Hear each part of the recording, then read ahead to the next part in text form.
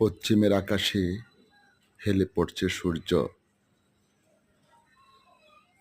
পরন্ত বিকেলে।